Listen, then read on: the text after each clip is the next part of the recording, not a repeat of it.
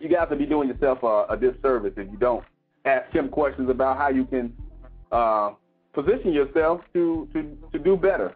So, but we're in our talk of the town, and Kelly, I'm telling you, man, we're talking about 10 reasons why black women should date outside their race. And joining us is Dr. She's not a doctor. Don't let me lie on her like that and call her a doctor. She's not a doctor, but she is a healthy relationship specialist. She was featured on CNN's Black in America 2. Hey, you're on the air with Mo Spiegel and Kelly Cole. How you doing? I'm doing good. Thank you for having me.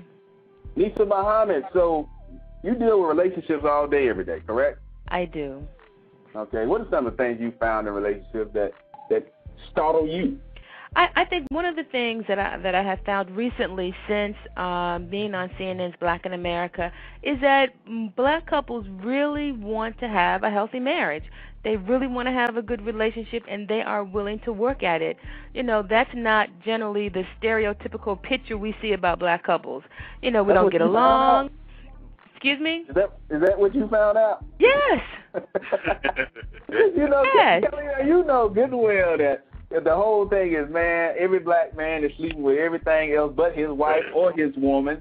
I mean, so we have to ask. So you found that out. So go ahead. And really, what I have found is that people really want help, but the issue is that, or the problem is that, they can't find anywhere where they feel like it's a safe space for them to get the help to save their marriage. Wow. And that's what we offer. We offer couples a safe space. We have a class setting where there are 8 to 10 couples in the group, and everybody wants the same thing for everybody else. So there is a lot of peer pressure for everybody to be successful. And everybody helps everybody. Everybody helps everybody. That's good. Now you heard me say about our talk of the town today. Yeah. And, we found this online this morning, and I automatically thought that somebody outside of our race had written this. But unfortunately, that's not the case. And I'm going to read to you guys what they say. Okay? They said, this topic seems like such a dead horse that keeps getting beaten over and over again. But if you're a woman who happens to be African American, who also happens to be single, this is probably a scenario that crosses your mind more often as time progresses without a partner. Besides, black men date other races effortlessly. So what's the holdup for the system? And I'm looking at this like, okay, wow. So they say, how often have you heard, I've dated blank guy, but I couldn't sleep with him? Every woman from black, white, Asian, Latin to Middle Eastern love black men. But black women, however, tend to be exclusive to their own when it comes to dating. But is it in vain? Are there odds even in the black woman's favor to acquire a black man, or should they explore other options for a chance at a relationship and longevity? What's your thoughts on that? That's a very interesting article, and I looked at it online also. But the studies show that black women want black men. No matter how people say, try something different, something new, whatever, in articles like that, black women, we hold out for the black man. I mean, we are the mother of civilization. We don't want to start something else and different with somebody else. But the thing is that love is blind. And so people fall in love with whoever they fall in love with all the time. And so we see interracial couples all the time. But statistics show, the census shows, all of the studies around marriage and family show that black women want to be with black men more than anything else. And while sometimes they may date someone else, they're really holding out for marriage and family with a black man. Wow.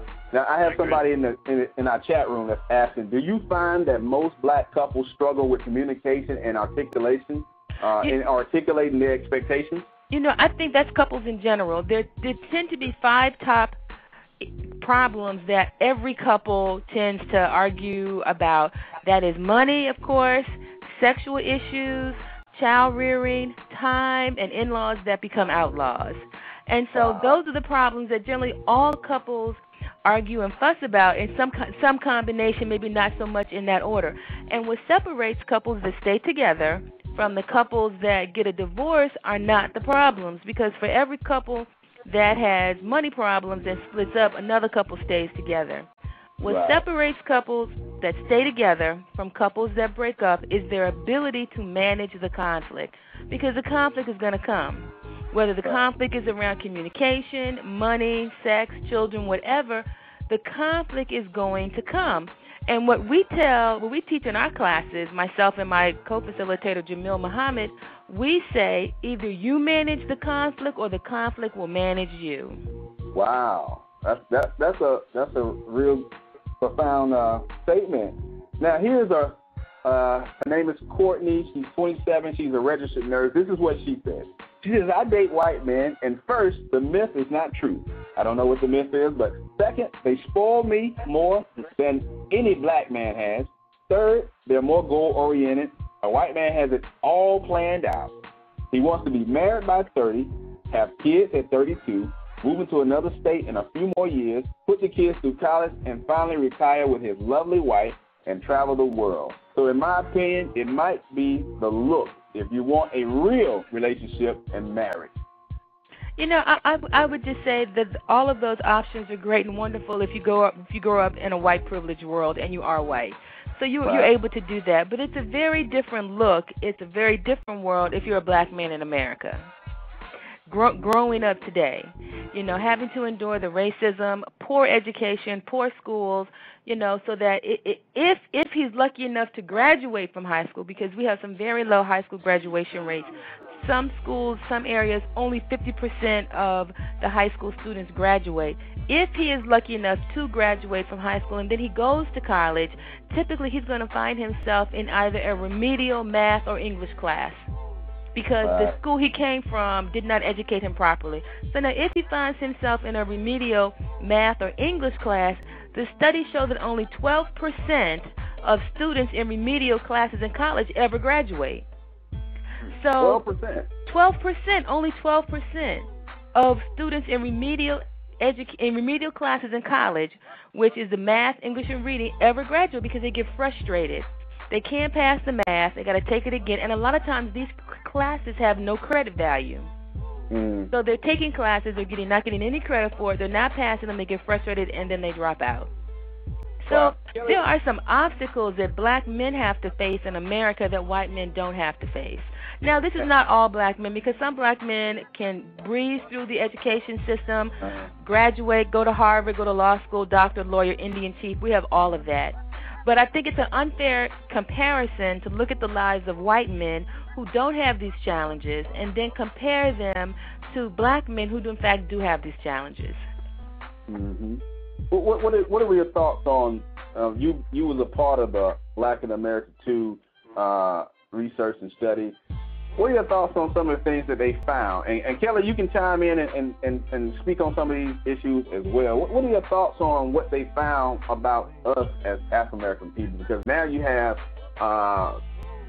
black women, and I'm not saying it sounds like as if it just started yesterday, but now we're looking at different things that we feel are increasingly important for us to make it as African-American people.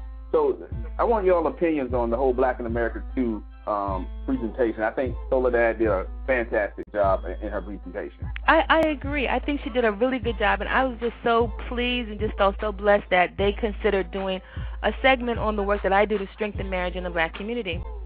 And I think one of the things that they looked at, they investigated my program through and through to make sure that it was, in fact, a successful program.